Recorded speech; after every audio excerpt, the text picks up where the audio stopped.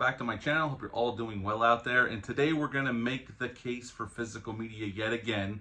But before we do that, do me a favor, like, comment, and subscribe. I greatly would appreciate that. Today we're going to go back to 72. This 4K just dropped back in the end of January 27th. And that movie is The Mechanic, starring Charles Bronson. We're going to go through the movie and then we're going to talk about the disc. The specs on the disc and whatever special features it may have. I just sat down and watched it last night. I just got this movie the other day, and it's a movie I've always liked, but we're going to get into this movie right now. The Mechanic originally came out November 17th of 1972. It's rated PG. It's an hour and 40 minutes long. Had a budget of, depending on where you look, $3 or $10 million, and upon release in America, it made 7.3. So it didn't make its money back, but it has considerably grown a cult following over the years, and many consider it as Charles Bronson's best movie. Don't know if I agree with that, but it's definitely close to one of Bronson's best movies. This was directed by Michael Winner. Michael Winner would go on in 74 to re-team with Charles Bronson on Death Wish, which I liked that movie quite a bit. I also have that 4K. And The Sentinel in 1977, which if you've never seen that horror movie, I highly recommend it. It's a pretty cool little horror film. In this film, we have Charles Bronson as Arthur Bishop. He is a hitman that works for this crime syndicate. Basically, when he gets the call and a name, he gets a file sent to his house, and he has to figure out how he's going to take out the person in the least flashy way, for the most part. He's supposed to make it look like an accident.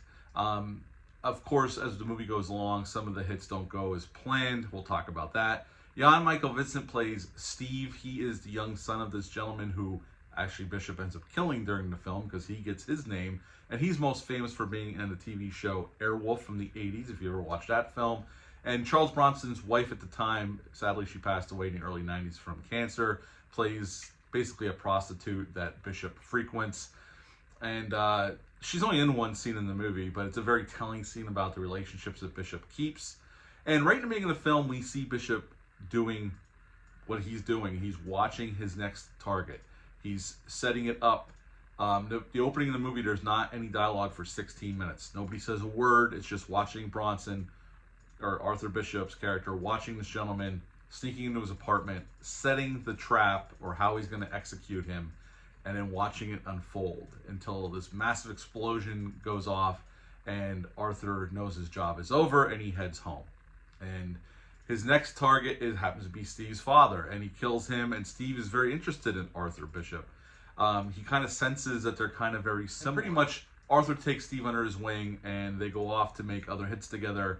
And then towards the end of the film, Steve gets Arthur's name as a hit, and Arthur gets a different name to go off to Italy for a hit. And at the end of the film, Steve screws over Arthur, but really Arthur gets the best of Steve at the end of the film. And Steve gets into Arthur's prized car at the end after he kills Arthur, and he left a note for him saying that you just ignited a switch, and the car blows up, and that's the end of The Mechanic. So what to like about this film? Bronson's great here, and this is probably Bronson, in my mind, his top 3 movies he's ever done. He's great here as the understated Arthur Bishop, this stone cold killer, but out of him and Steve, he's not a psychopath. He's a killer, but there is a piece of humanity left in him, and we see that especially in one scene, which I love this scene. It's so messed up, but it tells you everything you need to know about Steve as a person. Besides, him and his father didn't get along. And we see that in a brief scene where Arthur is meeting with his father before he kills him. Steve takes Arthur to this girl's house, and this girl is pretty much obsessed with Steve, and she's like, well, if you won't be with me, pretty much she's going to kill herself right in front of Steve.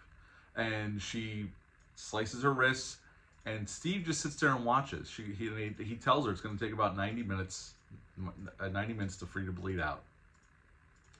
And she even says to him, she goes, aren't you going to save me? And he goes, well, if you don't care about you, why should I care about you? I mean, he's a stone cold psychopath. With a good head on his shoulders, he's smart, but he's a stone cold psychopath. And Bishop just watches. And there's a point where the girl says she's starting to get cold. And she said, will you take me to the hospital? And Steve, this is how cold he is. He just throws her a set of car keys and goes, there's a police station right down the road. I suggest you drive yourself there before you pass out. And that's pretty much it. So that pretty much tells you all you need to know about Steve. He's a true blue psychopath. He just wants to kill people to kill people. He's a cold fish. He has no feeling whatsoever. Does not care about anybody else, really. But Arthur decides to take him under his wing. And there's, that opening scene also is it's amazing. 16 minutes, no dialogue. Very ballsy. A lot of movies today would not do that. Although I guess David Fincher's The Killer kind of does that with Michael Fassbender when he's setting up that hit. But then we see, he meets with this head boss of this crime syndicate, and they know that Steve is tailing him because there's a hit they go to do. It kind of gets messy. They succeed, but it gets messy. And they're not happy with Arthur. So when Steve gets Arthur's name, it's not really much of a surprise. This movie goes very understated. There's a lot of long takes. Michael Winner does a nice job with this movie. I think it's pretty well directed. It's well handled. The action's well handled for 72, and all the stunts obviously were done for real. It's a great car chase, motorcycle chase, and a car chase. The explosion at the beginning was fantastically staged. I think they do a really nice job with this film. I've always liked this movie, and watching it again on 4K, this is the best the movie's ever looked. We'll go through this 4K in a second. Kino Lorber definitely did a really fine job with this movie. I love this movie. I would give the movie itself a 9.5 out of 10. It's only grown on me over the years. They did remake this back in 2011 with Jason Statham and Ben Foster. I like the remake, but it doesn't hold a candle to the original. I love this original, so I'm going to give the original a 9.5 out of 10. Richard Dreyfuss was originally considered, actually, they were flirting on hiring him. He had come in to meet with Bronson and try to have, but Bronson didn't like him, so they ended up not going with him. So they ended up hiring Michael Vincent for the role. This was Michael Winner's first Hollywood film, and then obviously after this he would go on to do Death Wish and The Sentinel, Death Wish 2, Death Wish 3, and other films as well. But yeah, at the end of the day, I would give the film itself a 9.5 out of 10. I've only grown in my fondness for this movie. I think it's a really well done action thriller, and if you've never seen it, I definitely highly recommend checking it out. Okay, now let's get into this disc, the 4K disc. The disc dropped back at the end of January from Kino Lorber. We got the slipcover on the front, on the back, have a list of what they did to it, special features. The special features, there's some audio commentaries from some historians and whatnot. Obviously, Michael Winner has passed away and Charles Bronson is no longer with us, so there's nobody really around to really talk about the movie except for the screenwriter. There is an interview with the screenwriter on the disc, on the Blu-ray disc. On the 4K disc, it's just the movie.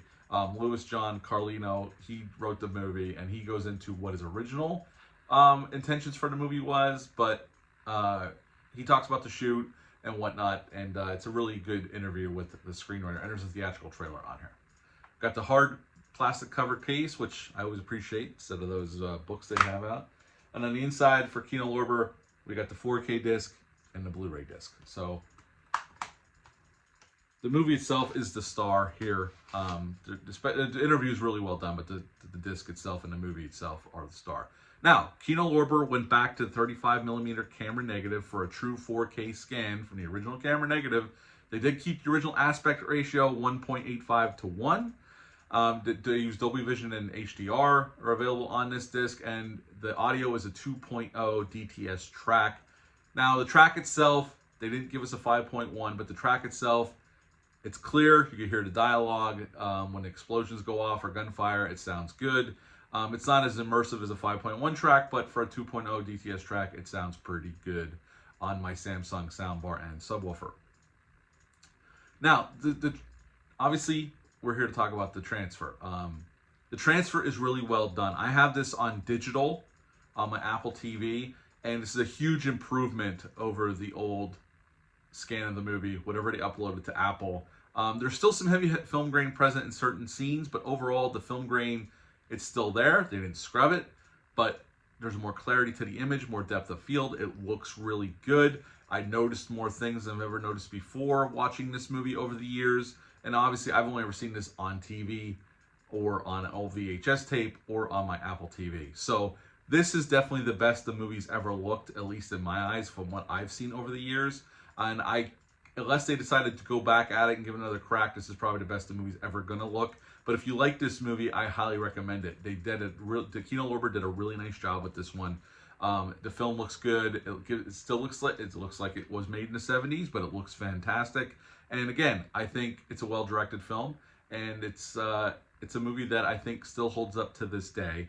And it's definitely worth a purchase if you enjoy this movie. It's on sale right now on Amazon for $22 something, but Kino Lorber's due to have a sale soon. You could probably pick this up for under 20 bucks if you're patient and wait for it. I was away on vacation and I saw it went down, and I wanted to rewatch this movie for a while, and I wanted the 4K, so I picked it up. But you can get it cheaper if you're patient and wait for Kino Lorber to have one of their fantastic sales.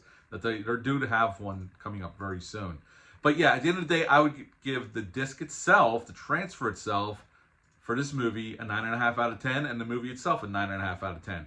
What are your thoughts on The Mechanic, 1972? Leave a comment down below. Let me know. Do you like this movie? Are you planning on picking up this 4K? Do me a favor, hit the subscribe button, hit the like button, share this video. I greatly would appreciate that. That is it for the Case for Physical Media, The Mechanic edition. Until next time, bye.